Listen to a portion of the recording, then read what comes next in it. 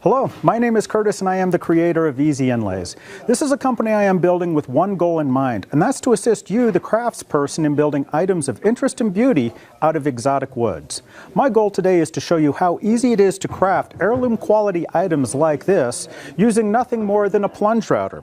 Okay, it's not just a plunge router, it's a plunge router equipped with one of these. Now make no mistake, this is a precision engineered tool that converts your plunge router into a handheld CNC machine. Let me show you how this works.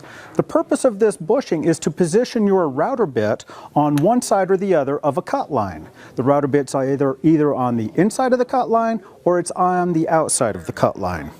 When your router bit goes through the material, it removes this and creates this cut line. The line we are interested in is the line that begins where the inlay ends. When the bushing is on, the router bit is positioned on the inside portion of the cut line, so it removes all the material out to the cut line, and that is how you create your pocket or your void. When you take the bushing off, the router bit is then positioned on the outside portion of the cut line, and that is how you create your inlay.